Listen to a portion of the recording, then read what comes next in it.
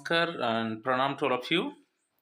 Again, I am coming back to my channel Asit Government Rule Guru, and let's compete. Today, I will discuss winner MCQ 3 related to the CCS Leave Rules 1972. In this part, I will discuss half pay leave and commuted leave, and it is updated one.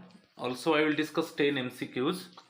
If you go through the videos, then you can clear about half pay leave and commuted leave, and definitely this session is interesting one.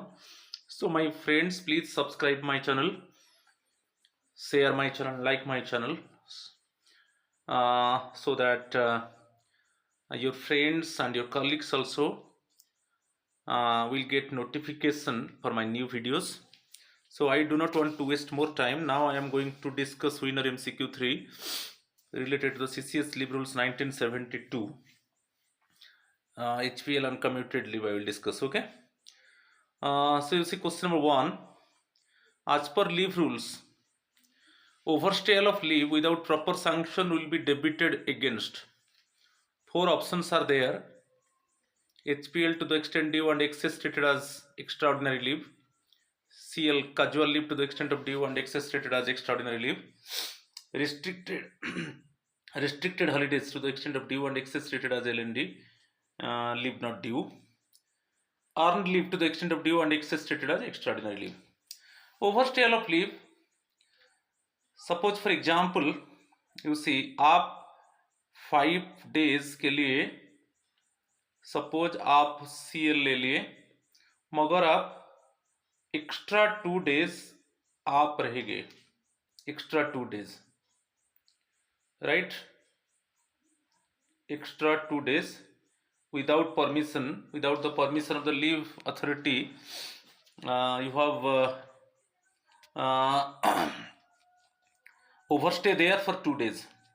तो ये जो extra 2 days के लिए क्या होगा, आप तो permission नहीं लिया है, तो इस केस में क्या होगा, ये जो 2 days है आपका HPL अकाउंट जो है, हाफ पे लीव जो ड्यू है उससे डेबिट होगा, ठीक है, और HPL नहीं है तो ये 2 days को एक्स्ट्रा ऑर्डिनरी लीव डिक्लेयर किया जाएगा, राइट. तो याद रखना है, और कोई लीव से एडजस्ट नहीं होगा. तो overstay of leave means how many extra days actually you have taken without permission of the leave authority. वो जो एक्स्ट्रा है, जो एक्स्ट्रा लीव ले लिया, जो एडिशनल डेज आप छुट्टी ले लिया विदाउट परमिशन, वो क्या होगा, आपका जो HPL अकाउंट है, HPL अकाउंट से डेबिट होगा, और बाकी जो होगा वो जो एक्सेस होगा वो एक्स्ट्रा ऑर्डिनरी लीव हो जाएगा, ठीक है. एक्स्ट्रा ऑर्डिनरी लीव में आपको सैलरी नहीं मिलेगा, लीव विदाउट पे, राइट, और हाफ पे लीव में आपको हाफ लीव सैलरी मिलेगा, ठीक है, वही है. तो यहां पर आपको ऑप्शन मिल गया. तो यहां पर जो आंसर है question number 1 option beat a है. Overstay of leave without proper sanction will be debited against HPL to the extent due and excess treated as UL. चलो क्वेश्चन नंबर यहां पर दिया है, देखिए, जो CCS लीव रूल्स 1972 रूल 25, देखिए, absence after expiry of leave, unless the authority competent to grant leave extends the leave, a government servant who remains absent after the end of leave is entitled to no leave salary for the period of such absence. जो extra days के लिए आप absent हो गए, clear, जो leave के बाद आप ज्वाइन नहीं किए, जो जितना दिन लीव आपका खत्म हो गया फिर भी आप ज्वाइन नहीं कर रहे हो, वो एब्सेंट पीरियड हो जाएगा, उसमें आपको लीव सैलरी नहीं मिलेगा. और उसको कैसे एडजस्ट किया जाएगा, यदि आपका HPL है, हाफ पे लीव है, तो उसको एडजस्ट किया जाएगा, और जो बाकी एक्सेस होगा वो UL हो जाएगा, एक्स्ट्राऑर्डिनरी लीव हो जाएगा, ठीक है.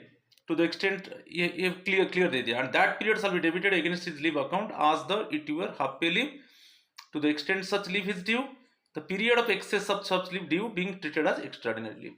First, suppose आप 10 days एक्स्ट्रा ले लिए, 10 days आप परमिशन नहीं लिया है, लीव आपका खत्म हो गया, 5 दिन का लीव लिए थे मगर 15 दिन रह गए, तो एक्स्ट्रा 10 days हो गया without permission. Actually 10 days actually you have taken. सो वो 10 डेज को कैसे एडजस्ट होगा? सो 10 डेज को यदि आपका एचपीएल अकाउंट में एचपीएल है उससे एडजस्ट किया जाएगा, और सपोज आपका एचपीएल अकाउंट में 5 है तो आप एक्स्ट्रा 10 डेज आप लीव ले लिया, ठीक है, वो तो लीव नहीं होगा, वो आप ऐसे छुट्टी में रह गए विदाउट परमिशन, तो 5 आपका जो एचपीएल ड्यू है वो 5 है, और बाकी 5 को एक्स्ट्रा ऑर्डिनरी लीव कर दिया जाएगा। और सेकेंड वन बहुत इंपॉर्टेंट है, विलफुल एब्सेंस फ्रॉम ड्यूटी। यदि आप जानबूझकर आप एब्सेंट रहते हो ड्यूटी में तो वहां पर आपको आपके ऊपर डिसिप्लिनरी एक्शन होगा।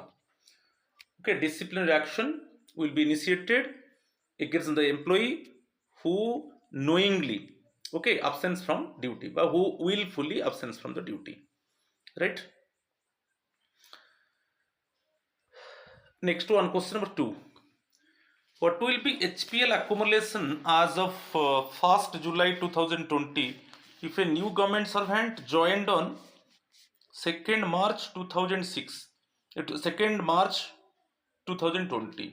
आप जानते हो कि 1st जनवरी 10 HPL क्रेडिट होता है फर्स्ट 6 मंथ्स के लिए, देन 1st जुलाई 10 HPL क्रेडिट होता है, तो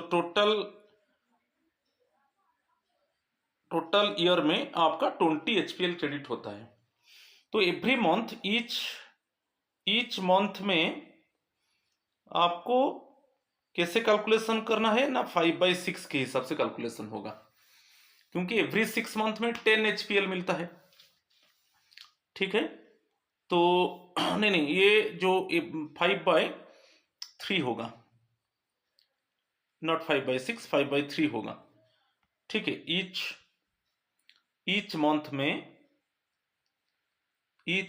में जो HPL क्रेडिट होगा वो 5/3 होगा के हिसाब से होगा, क्लियर। तो फर्स्ट 6 मंथ्स में 10 HPL क्रेडिट होता है और नेक्स्ट 6 मंथ में 10 HPL क्रेडिट होता है, तो टोटल ईयर में 20 HPL क्रेडिट होता है। और calendar month means 1 to 30, 1 to 31। यहां पर अब क्या है, जो सब गवर्नमेंट सर्वेंट 2 मार्च, तो यहां पर मार्च में आपको कोई HPL नहीं मिलेगा क्योंकि पूरा कैलेंडर मंथ नहीं हुआ, ठीक है। तो अप्रैल मई जून, राइट, अप्रैल मई जून 3 मंथ्स है, तो उसमें 5 मिल गया अप्रैल में जून में, और नेक्स्ट 1st जुलाई में आपका 10 HPL क्रेडिट होगा एडवांस नेक्स्ट हाफ ईयर के लिए, तो टोटल कितना होगा 15, तो 15 डेज HPL क्रेडिट होगा। व्हाट विल द जो HPL एक्युमुलेशन है वो कितना होगा, 1st जुलाई में 15 होगा, ठीक है। 2 मार्च क्लियर हो गए। तो ईच मंथ में 5/3 के हिसाब से HPL क्रेडिट होता है। तो मार्च अप्रैल में जून, मार्च तो नहीं होगा, वो पूरा फुल कैलेंडर मंथ नहीं हुआ, तो जो अप्रैल में जून है 3 मंथ्स के लिए 5 डेज हो गए, और 1st जुलाई में आपको 10 HPL क्रेडिट होगा, तो टोटल HPL एक्युमुलेशन 15 डेज होगा, right. Question number 3, which of the below statements is और आर इनकरेक्ट वन दिया है, इनकरेक्ट स्टेटमेंट डिटेक्ट करेंगे। Where a period of absence or suspension of a government servant has been treated as dies non or UL in a half year, the credit to be afforded to his half pay leave account at the commencement of next half year shall be reduced by 1/18 of the period of dies non subject to a maximum of 10 days। तो ये जो statement है HPL case में only dies non, only dies non, EOL नहीं होगा, suppose एक example में दे देता हूं,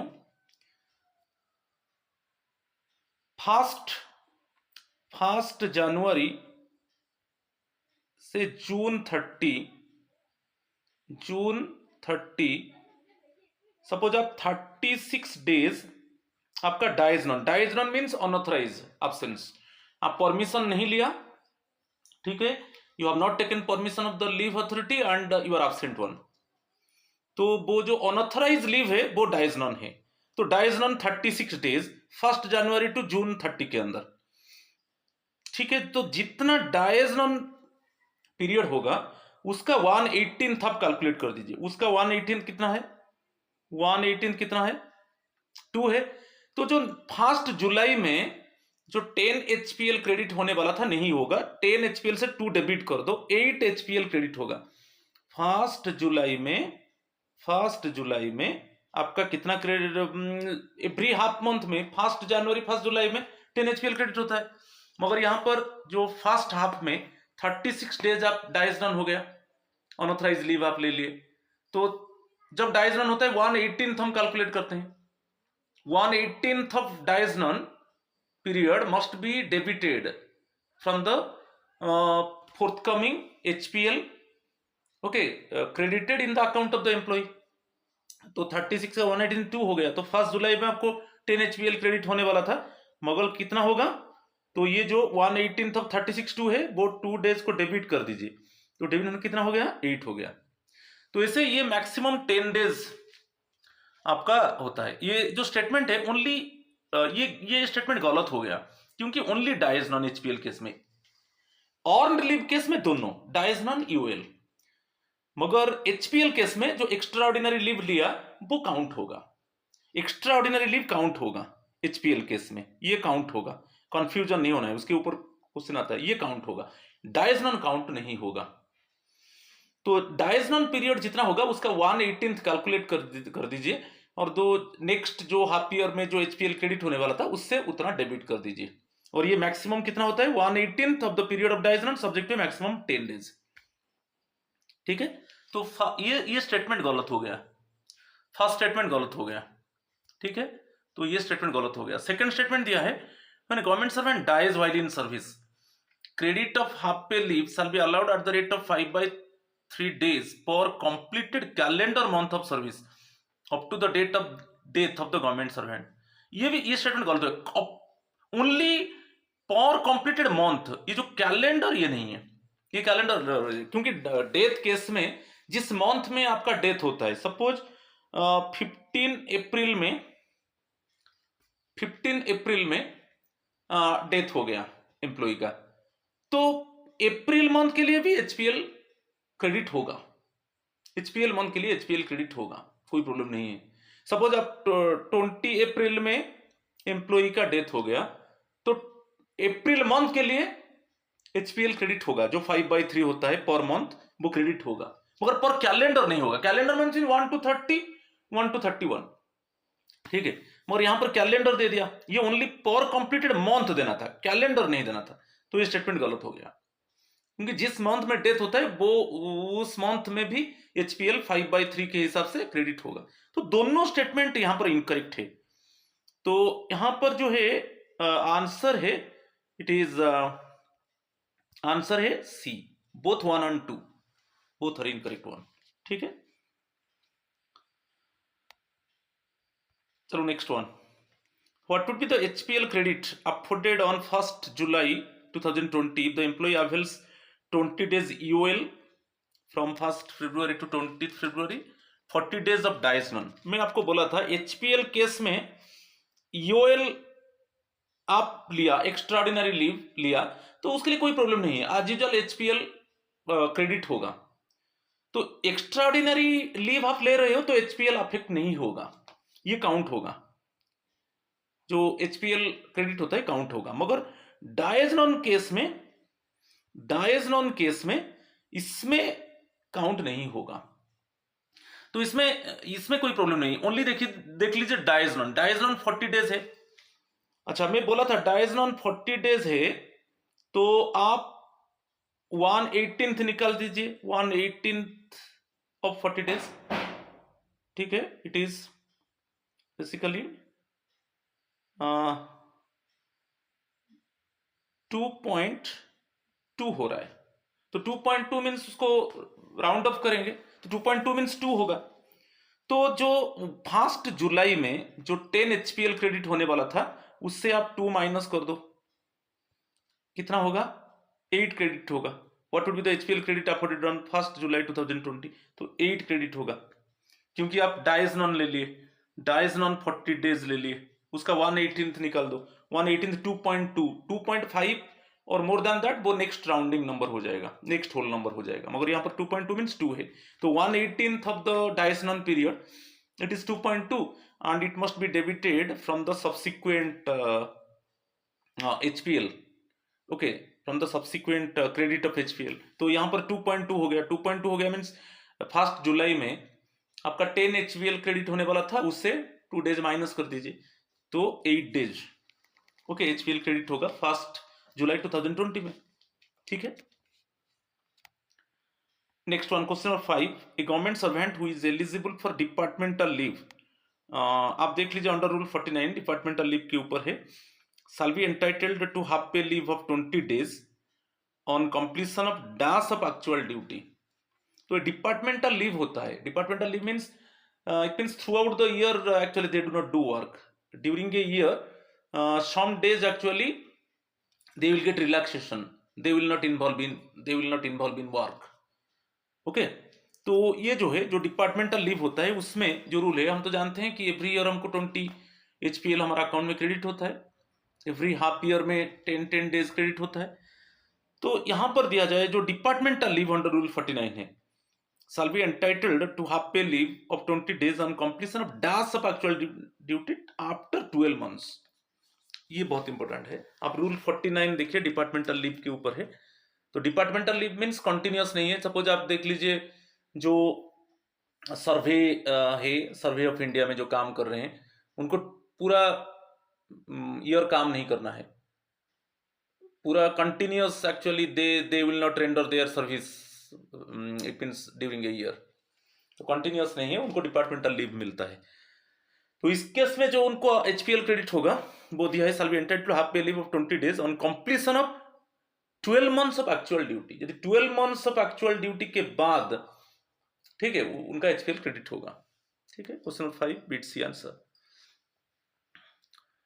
क्वेश्चन नंबर 6 कम्यूटेड लीव के ऊपर है, commuted leave not exceeding half the amount of half pay leave due may be granted on medical certificate to a government servant. तो कम्यूटेड लीव बता रहा हूं, 2 HPL को 1 कम्यूटेड लीव हो जाएगा। 2 HPL मेडिकल सर्टिफिकेट देकर 2 HPL को हम कम्यूट करके एक होल डे लीव ले जाएंगे, मगर यहां पर मेडिकल सर्टिफिकेट देना पड़ेगा, ठीक है। और सपोज आपका HPL है, सपोज 90 HPL है, आप उसको कम्यूट करना चाहते हो तो कम्यूटेड लीव कितना हो जाएगा, 45 हो जाएगा। तो जितना HPL है उससे ज्यादा नहीं होगा, क्योंकि 2 HPL को हम एक कम्यूटेड लीव को कन्वर्ट करते हैं, ठीक है। 90 HPL है, आपको कितना डेज का कम्यूटेड लीव मिलेगा, 45 डेज का कम्यूटेड लीव मिलेगा। तो ये कभी वही दिया है, commuted leave not exceeding half the amount of half pay leave due में be granted on medical certificate to government servant. और ये जो कम्यूटेड लीव होता है 2 HPL को एक कम्यूटेड लीव में कन्वर्ट किया जाता है, इसमें मेडिकल सर्टिफिकेट देना है, ठीक है। विदाउट मेडिकल सर्टिफिकेट नहीं होगा। तो फर्स्ट स्टेटमेंट ये करेक्ट है। Next one, when commuted leave is granted twice the amount of such leave shall be debited against the half pay leave, ठीक है, मैं वही बताया। तो 2 HPL को हम एक कम्यूटेड लीव कर देते हैं, ठीक है। तो दोनों स्टेटमेंट करेक्ट है। तो वो करेक्ट स्टेटमेंट पूछा है, तो यहां पर जो आंसर होगा बीट सी होगा, दोनों स्टेटमेंट्स करेक्ट हैं, ठीक है। Question number 7, half pay leave up to a maximum of dash may be allowed to be commuted during the entire service where such leave is utilized for an approved course of study certified to be in the public interest by the leave sanctioning authority। यहां पर याद रखिए, आप study leave, suppose public interest में आप study leave लेना चाहते हो, तो इसमें जो हाफ पे लीव है 180 HPL को 90 डेज कम्यूटेड कर दिया जाएगा, 90 डेज कम्यूटेड कर दिया जाएगा, राइट, समझ में आ रहा है। तो इसके लिए कोई मेडिकल सर्टिफिकेट देना नहीं पड़ेगा। मैक्सिमम 180 HPL आप अवेल कर सकते हो जब आप स्टडी लीव लेना चाहते हो पब्लिक इंटरेस्ट में, मगर इसमें medical, without medical certificate, without MC, right, without medical certificate, मगर मैक्सिमम 180 HPL आप अवेल कर सकते हो। तो 180 HPL मीन्स उसको आप कन्वर्ट कर दोगे कम्यूटेड को तो 90 हो जाएगा। तो दो प्रकार का क्वेश्चन आता है। तो यहां पर दिया है half pay leave up to a maximum of 180 days. यदि यहां पर देता कि commuted leave up to maximum of 90 days. तो क्वेश्चन थोड़ा ट्विस्ट कर देगा। Half pay leave up to maximum of 180 days, commuted leave up to maximum of 90 days. और यहां पर हम जानते हैं कि जब हम एचपीएल को कम्यूट करेंगे, ओके, तो इस केस में मेडिकल सर्टिफिकेट जरूरी है। तो यहां पर मेडिकल सर्टिफिकेट कोई जरूरत नहीं है, तो वही दिया है, ये आंसर मिल गया, half pay leave up to maximum of 180 days, answer bit C. ठीक है। Question number 8, up to how many days commuted leave can be taken without a medical certificate by female government servant with less than 2 children if she adopt a child less than prescribed years of age। आप जानते हो less than 1 year child, आपका less than 2 child है, तो आपका less than 2 child है। Less than 2 child means आप एक चाइल्ड को अडॉप्ट कर सकते हो less than 1 year। Okay, child adoption leave है, तो आपका सपोज लेस देन 2 चाइल्ड है, आप एक लेस देन 1 year चाइल्ड को अडॉप्ट करोगे, तो इसमें आपको 180 days okay child adoption leave मिलेगा, मगर up to the age of 1 year। जब चाइल्ड जिस चाइल्ड को आप अडॉप्ट किया, अब अभी क्या है, अभी रूल चेंज कर दिया। रूल क्या है, प्री अडॉप्शन है। ठीक है, प्री फस्टरिंग चाइल्ड, आप अभी चाइल्ड को अडॉप्ट नहीं किया है मगर चाइल्ड को अडॉप्ट करना चाहते हो, तो प्री अडॉप्शन एक है। जिस डेट में आप प्री अडॉप्शन किया, आप पूरा अडॉप्ट नहीं किया है मगर उसका प्री अडॉप्शन बोलते हैं, जिसको आप फस्टरिंग कर रहे हो, जिसका माने केयर कर रहे हो, तो उसी डेट से एक लेस देन 1 year चाइल्ड को आप अडॉप्ट करोगे। तो इस केस में क्या है, 180 डेज चाइल्ड अडॉप्शन लीव मिलेगा, मगर वो चाइल्ड 1 year तक, जब चाइल्ड का एज 1 year से ज्यादा हो जाएगा, इसको अवेल नहीं कर सकते। तो ये जो 180 डेज होगा, आपको याद रखना है, जब तक चाइल्ड लेस देन 1 year है, जब तक चाइल्ड लेस देन 1 year है, तो ये मिलता है। इसके साथ आप कम्यूटेड लीव 60 डेज ले सकते हो। ओके, वही दिया, up to how many days commuted leave can be taken without medical certificate, तो 60 डेज आप कम्यूटेड लीव इसके साथ कंबाइन कर सकते हो, कम्यूटेड लीव इसके साथ आप ले सकते हो। इसे तो जब मैं आपको थोड़ा आइडिया दिया चाइल्ड अडॉप्शन लीव के ऊपर, कि चाइल्ड अडॉप्शन लीव जो है लेस देन 1 year है, and less than 1 year child को आप अडॉप्ट करोगे, मगर ये जो अभी प्री अडॉप्शन बोल दिया, प्री अडॉप्शन आप पूरा अडॉप्ट नहीं किया है मगर उसका देखभाल कर रहे हो, तो वो भी काउंट होगा, प्री अडॉप्शन भी काउंट होगा, और आपको ऐसे 180 डेज लीव मिलेगा, चाइल्ड अडॉप्शन लीव मिलेगा। और ये जो 180 डेज जब आप 180 डेज ले रहे हो, वो चाइल्ड को लेस देन 1 year है। जब चाइल्ड का एज 1 year हो, 1 year क्रॉस हो जाएगा, तब ये लीव नहीं ले सकते। तो 1 year तक ही आप 180 डेज ले सकते हो, तो उसमें आप 60 डेज कम्यूटेड लीव ले सकते हो विदाउट मेडिकल सर्टिफिकेट। ठीक है, कंबाइन कर सकते हो। क्वेश्चन नंबर 9,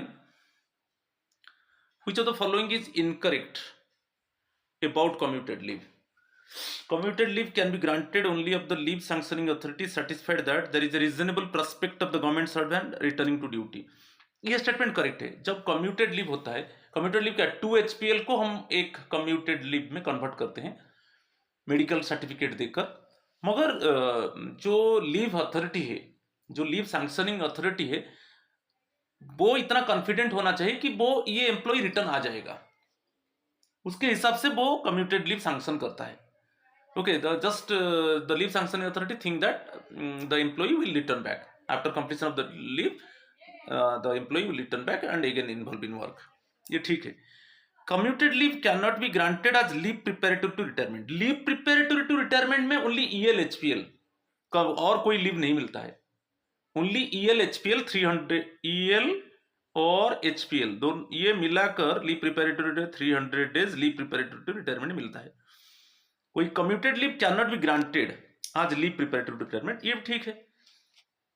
ठीक, next one, when a government servant granted commuted leave quit service, तो यहां पे दोनों स्टेटमेंट करेक्ट हो गया। थर्ड स्टेटमेंट क्या है, when a government servant granted commuted leave quit service voluntarily without returning to duty the commuted leave shall be treated as LND and the excess salary covered. ये statement गलत है। जब आप commuted leave लिया मगर return नहीं आया, आप सर्विस क्विट कर दिए कि वॉलंटरी रिजाइन दे दिए, ठीक है, तो आप तो 2 HPL को एक कम्यूटेड लीव 1 कम्यूटेड लीव को कन्वर्ट किया है, तो आप रिटर्न नहीं किया, क्यों? रिटर्न आना चाहिए। आप कम्यूटेड लीव लिया means you must return back to the service. यदि आप रिटर्न नहीं आ रहे हो तो क्या होगा? आप जो कम्यूटेड लीव लिए थे वो फिर कन्वर्ट हो जाएगा HPL को, shall be treated as HPL, और जो भी एक्सेस सैलरी आप लिए थे वो रिकवर कर दिया जाएगा।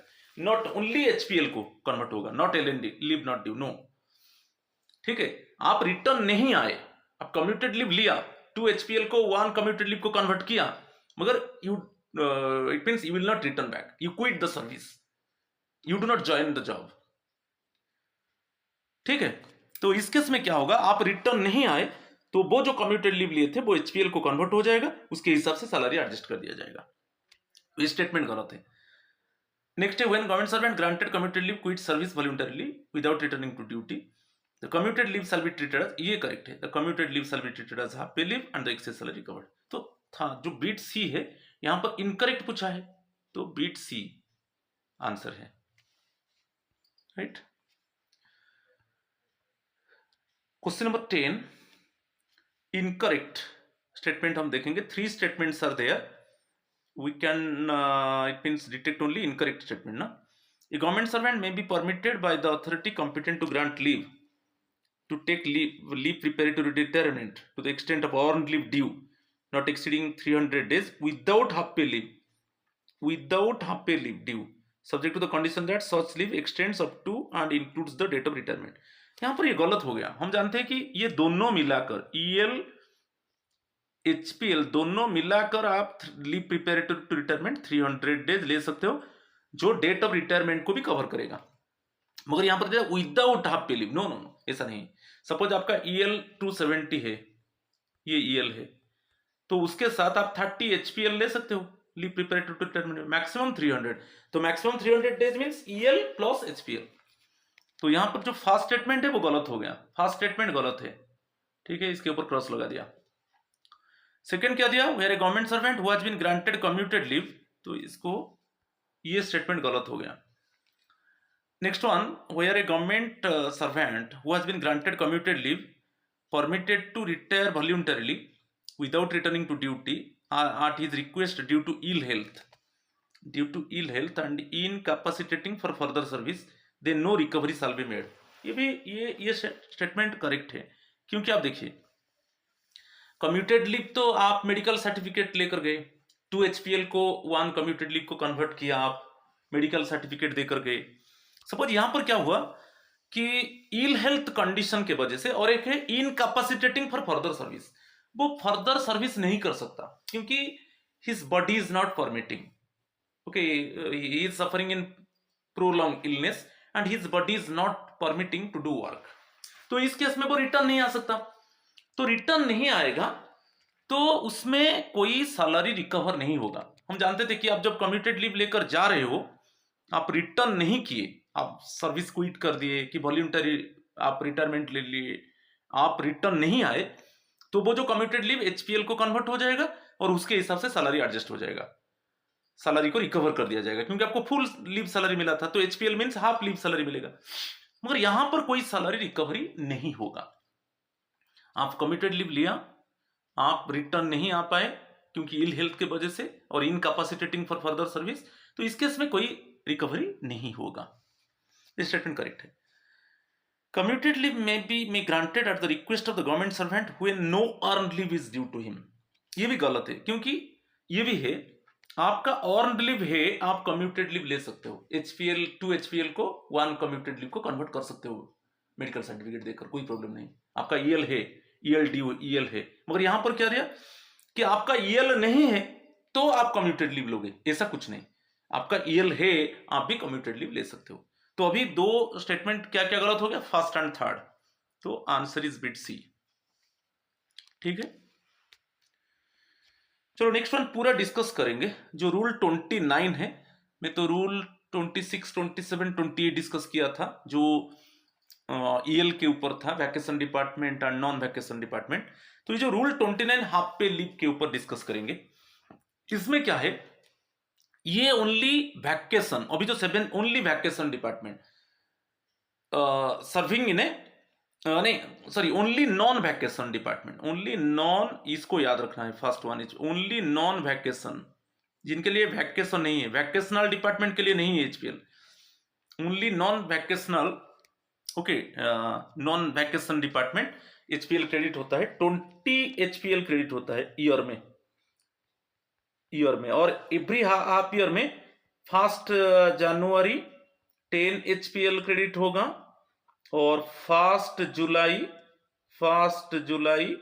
10 एचपीएल क्रेडिट होगा। और ये only non vacational department employees के लिए, किसके लिए, नॉन वैकेशनल डिपार्टमेंट एम्प्लॉइज के लिए यही पर दे दिया। मिलिट्री ऑफिसर उनके लिए नहीं है, कि जो वैकेशन डिपार्टमेंट में कर रहे हैं उनके लिए एचपीएल नहीं है, ठीक है। तो ये ड्यूरिंग ईयर 20 एचपीएल मिलेगा, तो हाफ ईयरली मिलेगा, फर्स्ट जनवरी में 10 एचपीएल, फर्स्ट जनवरी में 10 एचपीएल क्रेडिट होगा फर्स्ट हाफ ईयर के लिए, और सेकेंड हाफ ईयर के लिए फर्स्ट जुलाई में 10 एचपीएल क्रेडिट होगा। इससे during a year 20 HPL is credited in the account of the employee who is working in non vacational department, वही दिया है फर्स्ट। चलो नेक्स्ट वन, जो लीव क्रेडिट होगा 6 मंथ्स में, जो 6 मंथ्स में क्रेडिट, तो 5/3 के हिसाब से होगा, 5/3 पर मंथ, इसको याद रखना है, क्योंकि एवरी हाफ ईयर में 10 एचपीएल क्रेडिट होता है, एवरी हाफ ईयर में, एवरी 6 मंथ्स में। आप देख लीजिए 6 मंथ्स में कितना हुआ, पर मंथ 5/3, सो 6 मंथ्स 10 हुआ ना, तो 5/3 पर मंथ, ठीक है।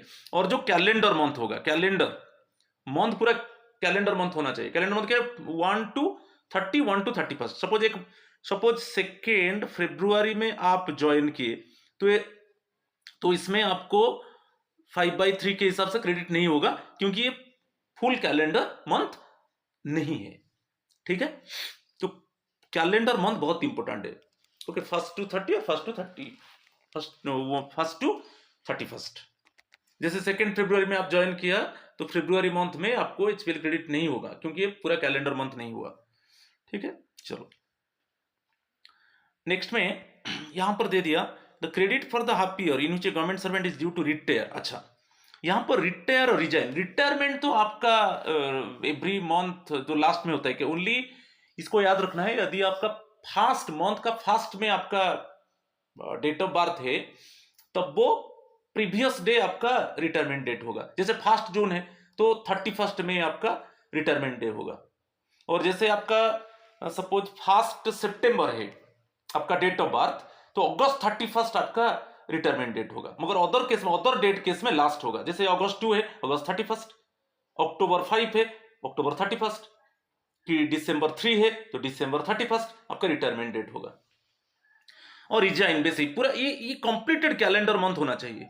सपोज रिजाइन करते हो, तो सपोज आप 30 जून को रिजाइन कर रहे हो, इट मीन्स आफ्टरनून में, ओके, आफ्टरनून में आप रिजाइन कर रहे हो, तो पूरा काउंट होगा 30 जून के लिए, आपको 5/3 के हिसाब से मिलेगा। मगर आप जैसे 20 जून में आप रिजाइन दे दिए, तो ये पूरा कैलेंडर मंथ नहीं हुआ ना, तो जो इस जून मंथ में आपको एचपीएल क्रेडिट नहीं होगा, तो वही दिया है। तो रिटायरमेंट के ऊपर आपको तो कोई प्रॉब्लम नहीं है, क्योंकि last day of month only जिनका फर्स्ट डेट है, प्रीवियस डे होगा उनका रिटायरमेंट डेट, ठीक है। वही पर कैलेंडर मंथ मीन्स वही 1 to 30 और 1 to 31। जैसे मैं एक एग्जांपल दिया, 20 जून में आप रिजाइन कर रहे हो, तो जून मंथ के लिए आपको एचपीएल क्रेडिट नहीं होगा, ठीक है। यहां पर आ गया फिर रिमूवल और डिसमिस्ड। कोई डेट में इसके लिए भी कैलेंडर मंथ 5/3 डेज जो क्रेडिट होगा ना, वो भी पर कैलेंडर मंथ। तो रिमूव्ड डिसमिस कोई मंथ में कर दिया गया, जिस मंथ में सपोज मंथ में सपोज मई 16 में आपको डिसमिस कर दिया गया जॉब से, कि रिमूव कर दिया गया, तो मई के लिए आपको 5/3 के हिसाब से एचपीएल क्रेडिट नहीं होगा, क्योंकि पूरा कैलेंडर मंथ नहीं है। समझ में आ गया? तो इसके हिसाब से कैलकुलेट करना है।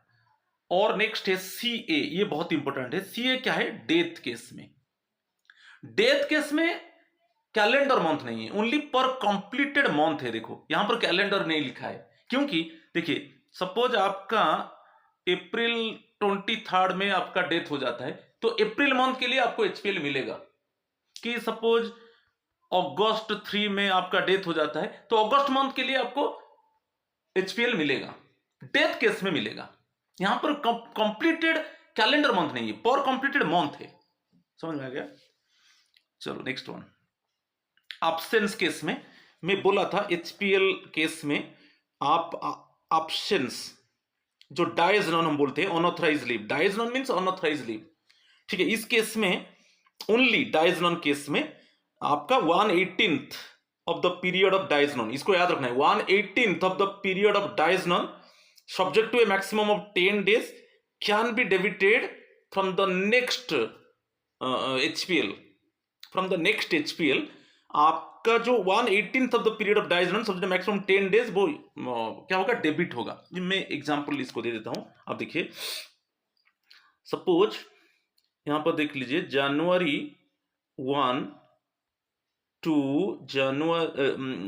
जून 30, इसके अंदर आपका 90 days डाइज नॉन पीरियड हो गया। 90 days क्या हो गया? डाइज नॉन पीरियड हो गया।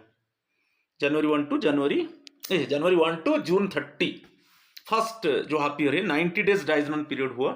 तो डाइज नॉन पीरियड जब 90 days हो गया, उसका 1/18 आप निकाल दीजिए। 1/18 क्या हुआ? 5 हो गया।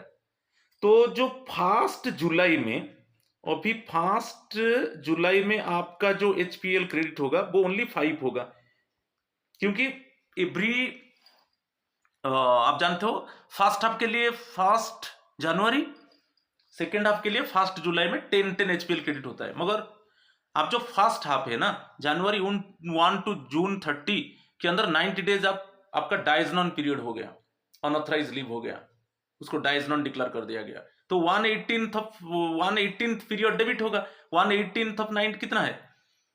1/18 ऑफ 90 कितना है? 5 है। तो जो 1 जुलाई में जो 10 एचपीएल क्रेडिट होने वाला था, उससे ये माइनस हो जाएगा 5 days। तो कितना आपका क्रेडिट होगा 1 जुलाई में? 5 के हिसाब से क्रेडिट होगा। इससे कितना मैक्सिमम, इट मींस डेज होता है, maximum of 10 days, maximum 10 days, क्योंकि एचपीएल तो 10 days होता है। जैसे मैं एक एग्जांपल देता हूं, पूरा सपोज ये जो डी केस में वैसे ही सपोज जुलाई 1 टू जुलाई 31, ठीक है। आप पूरा रह गए, पूरा आप unauthorised but dies non period declare कर दिया गया, ठीक है।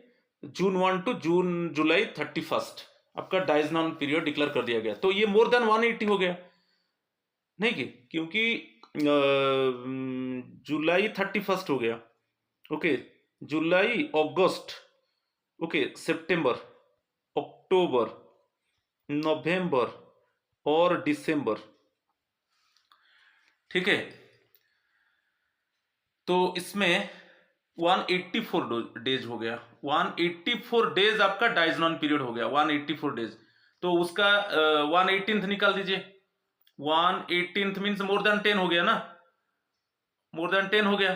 तो आपको जो जनवरी 1 में जो कोई भी एचपीएल क्रेडिट नहीं होगा, क्योंकि हम जानते हैं 1/18 ऑफ डाइज नॉन पीरियड आप कैलकुलेट करके हम जो नेक्स्ट हाफ ईयर के लिए जो एचपीएल क्रेडिट होता है उससे हम डेबिट करते हैं। और कितना डेबिट होगा? मैक्सिमम 10 days, क्योंकि मैक्सिमम 10 days ही हम एवरी हाफ ईयर में 10 days ही एचपीएल क्रेडिट होता है। समझ में आ गया? Next one, A government servant who is eligible for, हमने बताया था आपको ये क्वेश्चन में, डिपार्टमेंटल लीव जो रूल 49 में है, जैसे जो सर्वे ऑफ इंडिया में काम कर रहे हैं उनको होल ईयर काम नहीं करना है, ओके, उनको कंटिन्यूअस काम नहीं करना है, उनको रिलैक्सेशन दिया जाता है 1 month, 2 months की 3 months। तो इस केस में उनका जो एचपीएल क्रेडिट होगा, जब shall be entitled to half pay leave, shall be entitled to half pay leave of 12 days on completion of 20 days on completion of 12 months of actual duty। पूरा एक्चुअल ड्यूटी, ठीक है, 12 months का actual duty करने के बाद उनका 20 days HPL credit होगा, जिनको डिपार्टमेंटल लीव मिलता है रूल 49 के हिसाब से, ठीक है। और कुछ इंपॉर्टेंट पॉइंट्स हम देखेंगे यहां पर। सबसेक्शन 4 एक देखिए, the leave under this rule may be granted on medical certificate और प्राइवेट अफेयर्स। आप जो एचपीएल लोगे मेडिकल सर्टिफिकेट में मिलेगा और प्राइवेट अफेयर्स में मिलेगा। ये बहुत इंपॉर्टेंट सबसेक्शन, ये याद रखिए, ओके। तो जो 29 CCS, okay, leave rules 1972 rule 29 subsection 4 में है ये। The leave under this rule may be granted on medical certificate और ऑन प्राइवेट अफेयर्स। और next one, while affording credit of half pay leave, fraction of a day shall be rounded up to the nearest day. Fraction mean suppose 2.5 है तो वो 3 हो जाएगा, कि 2.4 है वो 2 हो जाएगा, ओके। नियरेस्ट डे को राउंड ऑफ हो जाएगा, ठीक है। ये 5th में दिया है। और कुछ इंपॉर्टेंट पॉइंट्स हम देखेंगे यहां पर दिया है, गवर्नमेंट सर्वेंट में भी, मैं बताया था कि लीव प्रिपेरेटरी टू रिटायरमेंट, ये जो लीव प्रिपेरेटरी टू रिटायरमेंट होता है, लीव प्रिपेरेटरी टू रिटायरमेंट में 300 days, both EL plus HPL दोनों मिलाकर 300 डेज होना चाहिए, 300 होना चाहिए। सपोज आपका ईएल 280 है, ओके, आप एचपीएल 20 ले सकते हो, ऐसे करके 300 कर सकते हो। ईएल 280 एचपीएल 20 लेके आप ले सकते हो लीव प्रिपेरेटरी टू रिटायरमेंट। और रिटायरमेंट जो डे है आपका रिटायरमेंट डे है वो भी इंक्लूड होगा उसमें, ठीक है।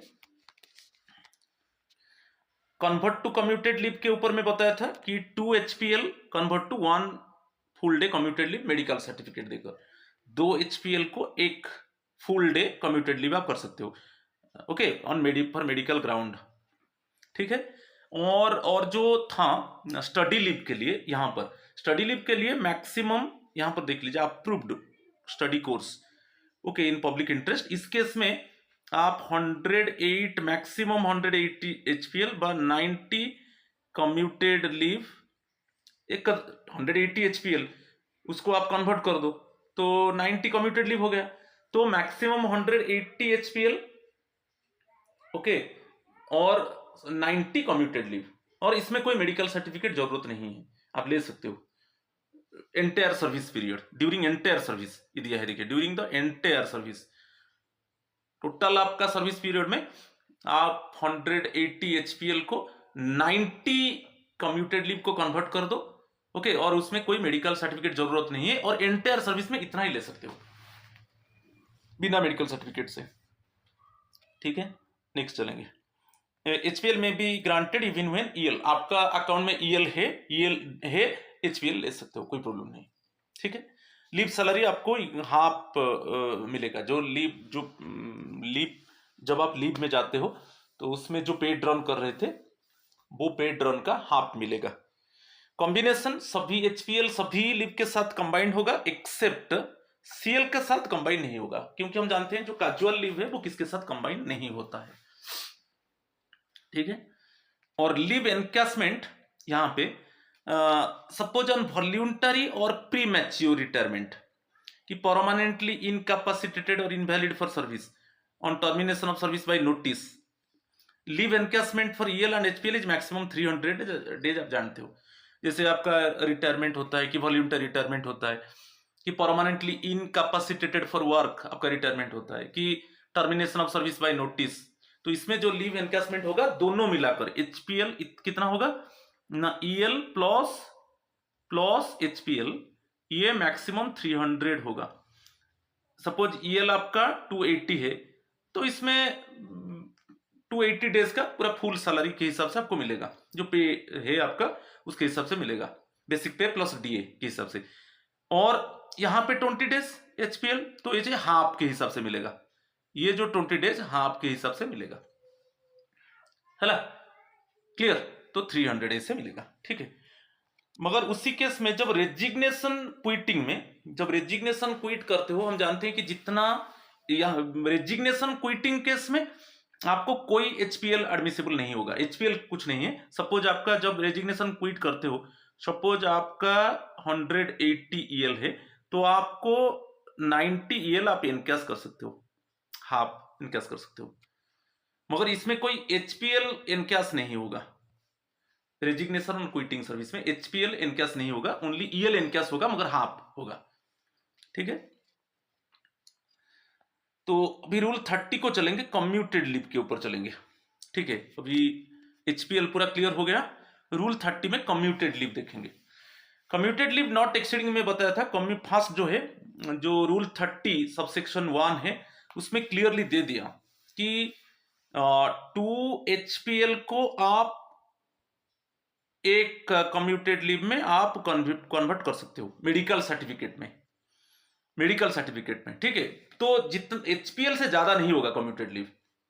Commuted leave not exceeding half the amount of half pay leave due में बी ग्रांटेड और मेडिकल सर्टिफिकेट में आपको बताया, तो सभी क्या होगा ना, ऑलवेज 2 एचपीएल को हम एक वन कम्यूटेड लीव करते हैं मेडिकल सर्टिफिकेट देकर।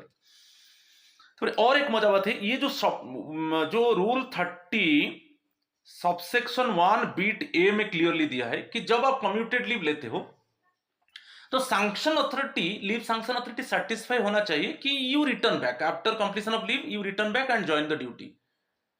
समझ में आ रहा है कि नहीं? तो वो सेटिस्फाई होना चाहिए। ये जो स्टेटमेंट बहुत इंपॉर्टेंट है, इसको भी याद रखना है। Okay, rule 30 CCS leave rules 1972, rule 30 subsection 1, okay, beat A, the authority competent to grant leave is satisfied that there is reasonable prospect of the government servant returning to duty on its expiry। जब आपका leave expiry होगा आप return आ जाओगे duty को। ठीक है, चलो ये डिलीट हो चुका है, 1B डिलीट हो चुका है, 1C डिलीट हो चुका है। 1D में देखेंगे, ये जो है 30 सबसेक्शन 1 D क्या दिया है, when commuted leave is granted twice amount, 2 HPL 1 commuted leave medical certificate देकर। ठीक है, वही दिया है, ये बहुत इंपॉर्टेंट है, ये सेक्शन को भी याद रखना है। नेक्स्ट 1E डिलीट है। 1A क्या दिया है, देखिए 1A में भाई स्टडी लीव के ऊपर दे दिया पब्लिक इंटरेस्ट, कुछ में अंडरलाइन पब्लिक इंटरेस्ट और approved course of study, okay, entire service. तो आप स्टडी लीव ले रहे हो, स्टडी लीव केस में पब्लिक इंटरेस्ट में स्टडी लीव आप जानते हो पब्लिक इंटरेस्ट में स्टडी लीव दिया जाता है। तो इस केस में maximum 180 HPL, maximum 180 HPL entire career में, मैक्सिमम 180 एचपीएल मींस इसको कन्वर्ट कर देंगे तो मैक्सिमम 90 कम्यूटेड लीव, इतना आप एंटायर सर्विस कैरियर में आप ले सकते हो विदाउट एमसी। यहां पे without MC, without medical certificate. हो गया क्लियर? मैक्सिमम 180 एचपीएल, इस साइड में maximum 90 commuted leave without medical certificate. Okay, इतना आप एंटायर सर्विस में ले सकते हो। ठीक है, स्टडी लीव के लिए, राइट। पब्लिक इंटरेस्ट में 1A, ये बहुत इंपॉर्टेंट सेक्शन, बहुत इंपॉर्टेंट है, 1A में दिया है, ये रूल 30 1A में दिया है related to the okay commuted leave in case of approved study in case of public interest, right? चलो next, where a government servant who has been granted commuted leave resigns on, इसमें मैं बता देता हूं, suppose आप commuted leave लेकर के आप जॉब क्विट कर दिया, क्विट की रिजाइन आप कर दिया, आप क्विट रिजाइन कर दिया, आप रिटर्न नहीं आए, तो वो जो कम्यूटेड लीव लिए थे वो एचपीएल को कन्वर्ट हो जाएगा, उसके हिसाब से सैलरी रिकवर कर दिया जाएगा। आप कम्यूटेड लीव लेकर गए मगर रिटर्न नहीं आए, आप जॉब क्विट कर दिया कि रिजाइन दे दिया, तो इस केस में जो कम्यूटेड लीव जो लिए थे वो उतना एचपीएल हो जाएगा, क्योंकि कम्यूटेड लीव में आपको फुल सैलरी मिलता है, अभी वो एचपीएल हो जाएगा, और एचपीएल में हाफ सैलरी मिलता है, हाफ लीव सैलरी, तो वो रिकवर कर दिया जाएगा। ओके, सैलरी रिकवर होगा, सैलरी रिकवर होगा। मगर और एक केस में, इसमें सेकेंड चीज क्या है, सपोज आप कम्यूटेड लीव लेकर के मगर रिटर्न नहीं आ पाए due to ill health, incapacitating the government servant for further service. अभी आप क्या है, you are not eligible for, it means your body is not, माने डॉक्टर हैज डिक्लेयर्ड दैट कि you can not do work, कि आप physically आप काम नहीं कर सकते हो, आप कम्यूटेड लीव लेकर गए मगर जो प्रोलॉन्ग इल हेल्थ में आप सफर कर रहे हो उसमें डिटेक्ट हुआ कि ये आदमी फिजिकली फिट नहीं है, काम फिजिकली मेंटली फिट नहीं है काम करने के लिए, तो उस केस में कोई जो सैलरी से रिकवरी नहीं होगा, there is no recovery from the salary. ठीक है, दो चीज आपको याद रखना है, बहुत इंपॉर्टेंट है। चलो नेक्स्ट, कम्यूटेड लीव में granted at the request of the government servant even आपका अर्न लीव है, अर्न लीव ड्यू है, आप कम्यूटेड लीव ले सकते हो, कोई प्रॉब्लम नहीं। ठीक है, अर्न लीव है, ईएल है, आप कम्यूटेड लीव ले सकते हो। नेक्स्ट वन, आप जो मेडिकल ग्राउंड में गेजेटेड गवर्नमेंट सर्वेंट के लिए फॉर्म 3 है, क्योंकि कम्यूटेड लीव आप 2 HPL को 1 कम्यूटेड लीव करते हो तो मेडिकल सर्टिफिकेट देना है। गेजेटेड गवर्नमेंट सर्वेंट फॉर्म 3 में मेडिकल सर्टिफिकेट देगा, और जो नॉन गेजेटेड गवर्नमेंट सर्वेंट है वो मेडिकल सर्टिफिकेट फॉर्म 4 में देगा, फॉर्म 4 में देगा। और आप जब रिटर्न आ जाओगे, ज्वाइन करोगे, तब फॉर्म 5 आपको देना है दोनों को। ठीक है, तो गेजेटेड गवर्नमेंट सर्वेंट जो मेडिकल सर्टिफिकेट होगा form 3, non gazetted government servant के लिए फॉर्म 4, और आप जब रिटर्न आ जाओगे फिर ड्यूटी ज्वाइन करोगे तो आपका जो फिटनेस सर्टिफिकेट होगा वो फॉर्म 5 में होगा, जो फिटनेस सर्टिफिकेट होगा वो फॉर्म 5 में होगा, ये भी बहुत इंपॉर्टेंट है। चलो नेक्स्ट, विदाउट मेडिकल सर्टिफिकेट, एक चीज है विदाउट मेडिकल सर्टिफिकेट में देखेंगे आपको कम्यूटेड लीव मिलेगा किस किस केस में। एक है approved course of study, approved course of study में पब्लिक इंटरेस्ट में एंटायर सर्विस में आपको 90 days up to maximum of 90 days full commuted leave आपको मिलेगा एंटायर सर्विस कैरियर में। तो 90 डेज कम्यूटेड लीव मींस वो 180 डेज HPL, क्योंकि 2 HPL को हम 1 कम्यूटेड लीव को कन्वर्ट करते हैं। ठीक है, तो विदाउट मेडिकल सर्टिफिकेट। नेक्स्ट है जैसे maternity leave, maternity leave 180 days होता है, तो उसके साथ आप 60 डेज कम्यूटेड लीव ले सकते हो, 60 डेज कम्यूटेड लीव ले सकते हो विदाउट मेडिकल सर्टिफिकेट। ठीक है, चलो सिमिलरली चाइल्ड अडॉप्शन लीव, इसके ऊपर मैं डिस्कस कर चुका हूं। लेस देन 1 ईयर चाइल्ड को आप अडॉप्ट किया, आपका suppose it means the female employee it means possess less than 1 child, वो लेस देन 1 ईयर चाइल्ड को अडॉप्ट कर सकता है। अभी जो रूल है प्री अडॉप्शन से स्टार्ट होगा, आप चाइल्ड अभी पूरा अडॉप्ट नहीं किया है, अभी जस्ट केयर करके रखा है, प्री जो बोलते हैं प्री अडॉप्शन केयर, तो उसमें काउंट कर लो। तो चाइल्ड को लेस देन 1 ईयर है, वैसे ही 180 डेज आपको चाइल्ड अडॉप्शन लीव मिलेगा अप टू 1 ईयर। जब up to 1 year of child को चाइल्ड का एज जो है 1 ईयर क्रॉस हो जाएगा तो ये इट मीन्स 180 डेज नहीं होगा। जैसे आप ले लिया जो child adoption leave 1 year complete होता है तो आपका लीव कितना हुआ 160 डेज, ये बढ़ नहीं सकता 180 को, क्योंकि जब तक चाइल्ड का एज 1 ईयर और 1 ईयर से ज्यादा नहीं हुआ है तब तक आप ये 108 डेज काउंट होगा। जब चाइल्ड का एज 1 ईयर हो जाएगा, जो चाइल्ड को आप अडॉप्ट किया उस समय बंद हो जाएगा। ठीक है, तो इसमें भी आप कंबाइन कर सकते हो, 60 कम्यूटेड लीव ले सकते हो विदाउट मेडिकल सर्टिफिकेट। ठीक है, right. Leave salary full basic पे मिलेगा प्लस ऑल अलाउंसेस, कॉम्बिनेशन में सभी के साथ कंबाइन होगा एक्सेप्ट कैजुअल लीव के साथ कंबाइन नहीं होगा। तो ये आज इतना था जो HPL और कम्यूटेड लीव के ऊपर। Please my friends, subscribe my channel, share my channel and like my channel. It is very useful one. EMRS principal exam is round the corner and different exams, it is very useful one. I think that if you go through this video, then you can get complete information. Okay, you would not face any type of confusion. So आज इतना ही है, thank you.